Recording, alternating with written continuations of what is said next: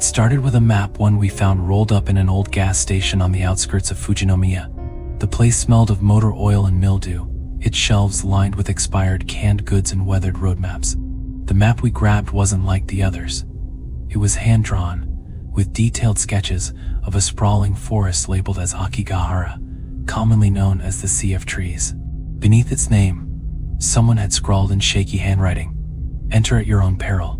We laughed it off. Warnings like that were catnip for people like us thrill seekers with a penchant for danger. There were 5 of us, me, Scott, Janice, Eric, and his younger brother Luke. We weren't fools, but we weren't exactly cautious either. We thrived on pushing boundaries, exploring abandoned places, and venturing where others dared not go. The forest lay at the base of Mount Fuji, its location steeped in legends of ghosts, lost souls, and the unexplained. It was an enticing challenge, irresistible to us. By the time we arrived, dusk had started to fall. The trees loomed tall and endless, their shadows stretching across the ground like reaching hands. The air was thick, heavy with an unnatural quiet. "This place gives me the creeps," Scott muttered, adjusting the strap of his hiking pack. His voice carried an edge of unease he tried to mask with a grin. "You scared already?" Janice teased, her auburn hair catching the fading sunlight. She was always the brave one, the first to jump into the unknown. The locals had been less amused. We stopped in the nearest town to ask for directions, and their reactions ranged from cold indifference to outright hostility. An elderly man at a small food stall shook his head vigorously when we mentioned Akigahara. "You kids don't belong there," he said, his voice trembling. "That forest, it takes people." "What do you mean takes?" Eric asked, smirking. "Just stay out," he snapped, his eyes darkening. "That's your warning." We didn't listen. The first hour was uneventful. The forest was eerily quiet, save for the crunch of leaves under our boots and the occasional chirp of crickets. The deeper we went, the thicker the trees became, their branches twisting like gnarled fingers. The sunlight faded quickly, leaving us in an oppressive twilight. "This place is weird," Luke muttered, his voice barely above a whisper. Scott rolled his eyes. "It's just a forest, man.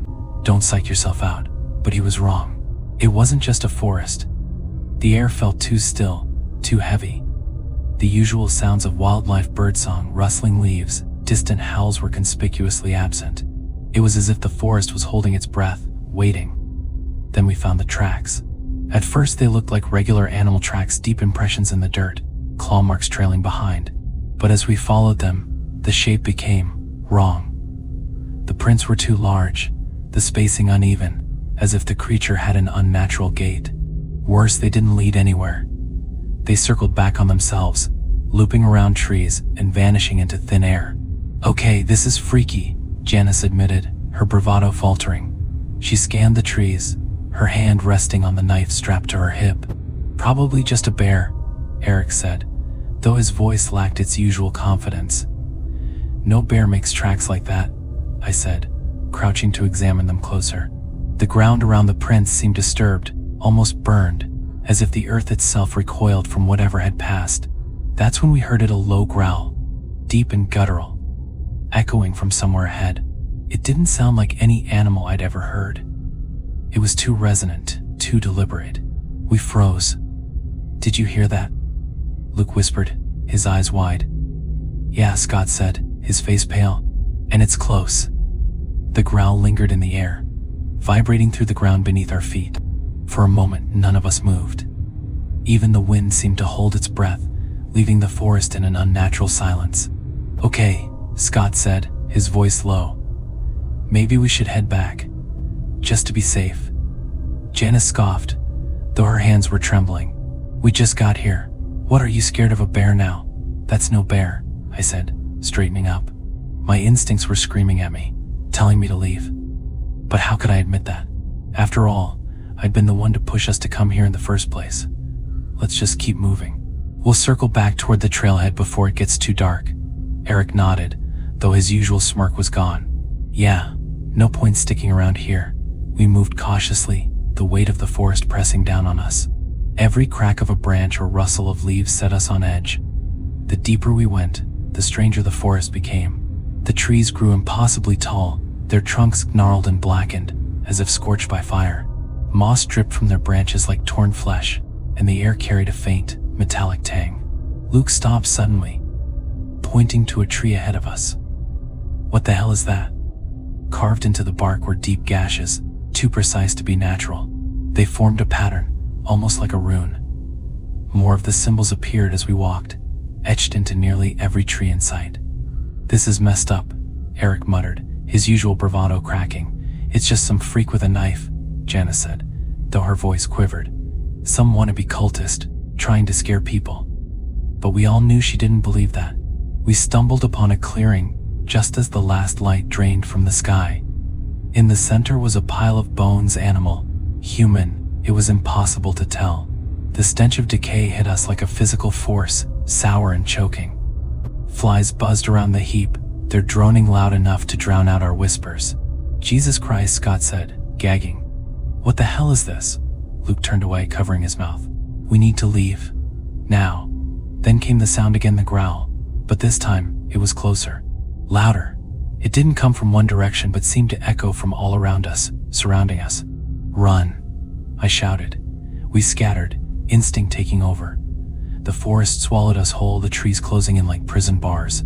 My lungs burned as I sprinted, branches tearing at my clothes and skin. The growling followed, growing deeper, more guttural, morphing into something almost human. "Eric. Luke," I screamed, but there was no response. My voice was swallowed by the forest. Suddenly I tripped, hitting the ground hard. Pain shot through my ankle as I scrambled to my feet, my flashlight illuminating the undergrowth. That's when I saw it just for a second. Eyes, reflective and unblinking, staring at me from the darkness. They were too high off the ground to belong to any animal I knew, and their glow wasn't natural. It was a sickly green, like rotting vegetation. The creature let out a sound, half growl, half laugh. My blood turned to ice. I didn't stop running until I burst into another clearing. Scott and Janice were there, both panting and wild-eyed. "Where's Eric?" "Luke?" Janice demanded, her voice shrill. "I don't know," I gasped. "I lost them." Scott cursed under his breath, clutching his knees. "We can't just leave them out there. We don't even know where we are." I snapped, my fear boiling over into anger. "You saw that thing, didn't you?" Janice hesitated, her face pale. I don't know what I saw. "It's hunting us," I said, my voice barely above a whisper. "And it's not going to stop." Hours passed. We tried to stay put, hoping the others would find us, but the forest felt alive, shifting around us, disorienting us. Shadows moved where there shouldn't have been any. Whispers drifted through the trees, too faint to make out but loud enough to set our nerves on edge. And then it came. The creature emerged from the shadows with a fluid, unnatural grace. It was tall, easily 8 feet, but hunched, its spine curving like a question mark. Its limbs were too long, ending in hands tipped with claws that gleamed in the moonlight. Its face was the worst, featureless except for those glowing green eyes and a mouth that stretched impossibly wide, filled with jagged, blackened teeth. Scott screamed. He charged at it, brandishing a knife, but the creature moved faster than anything that size should. It swiped at him, and Scott went flying, hitting a tree with a sickening crack. "Run!" Janice screamed, grabbing my arm. We fled, the creature's laughter low, guttural, and mocking echoing behind us. Janice and I stumbled into a cave, its entrance hidden beneath a tangle of roots. We pressed ourselves against the cold, damp wall, our breaths coming in ragged gasps. "Scott's dead," she said, her voice breaking. "And Eric and Luke don't," I cut her off, my voice trembling. "We're going to get out of this." But even as I said it, I didn't believe it. The creature's growl echoed from outside, growing louder, closer. Its silhouette appeared at the cave's entrance, blocking out what little light remained. I reached for a rock, anything I could use as a weapon, but my hands were shaking too much to hold onto it. Janice clutched her knife, her face a mask of terror. The creature stepped inside, its massive form bending unnaturally to fit through the narrow entrance. Its glowing eyes scanned the darkness, locking onto us. Every nerve in my body screamed to run, but there was nowhere left to go. "Stay behind me," Janice whispered, raising her knife. Her voice was shaky, but there was steel in her eyes. "Janice, just do it," she snapped, stepping forward. The knife trembled in her grip, a pitiful weapon against something so monstrous. The creature moved closer, its heavy, clawed feet scraping against the cave floor. The sound was slow, deliberate, almost taunting. It stopped just feet away, its head tilting unnaturally, as if studying us. Then, with a sudden burst of speed, it lunged. "Run," Janice screamed, throwing herself at it. "No," I shouted, but it was too late. She slashed at its torso, the blade scraping against its tough, bark-like skin. The creature roared, a sound so deafening it reverberated through the cave walls. One swipe of its massive claw sent Janice sprawling. She hit the ground hard, unmoving. I didn't think I just ran. The cave narrowed as I bolted deeper into the darkness, the creature's laughter echoing behind me. My flashlight flickered and died, plunging me into blackness. I felt my way forward, the walls closing in, the air growing colder and more suffocating with every step. I don't know how long I ran before I stumbled into another clearing, this one inside the forest itself. The moonlight spilled down, illuminating a sight that made my stomach drop. Eric and Luke were there, but they weren't alive. Their bodies were suspended in the air, tangled in a web of roots that pulsed and writhed as though alive. Their faces were contorted in expressions of sheer terror, their mouths frozen mid-scream. The same runes we'd seen earlier were carved into their skin, glowing faintly in the moonlight. I backed away, my breath hitching. That's when I felt the presence behind me. I turned slowly. The creature was there, its head tilted again, studying me. But this time I wasn't alone. More figures emerged from the shadows, their forms indistinct, but just as menacing. They surrounded me, their green eyes glowing in the darkness. I fell to my knees, my body trembling. There was no escape. No hope. The creature leaned down, its mouth opening impossibly wide. But instead of striking, it spoke. "You ignored the warnings," it hissed, its voice a grotesque blend of growls and whispers. "You don't belong here." I tried to speak, to beg for mercy, but my voice wouldn't come. "You will serve us now," it said. And the last thing I saw before everything went black was its glowing eyes, burning into my soul. I woke up days later, or maybe weeks. I was lying on the edge of the forest, my clothes torn, my body bruised but alive. There was no sign of the others.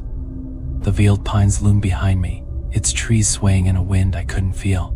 I tried to warn people, tried to tell them what happened, but no one believed me. The locals just shook their heads, muttering about foolish kids who didn't listen.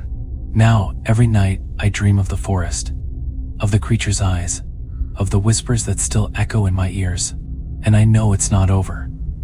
Because sometimes, when the wind is just right, I hear it calling my name.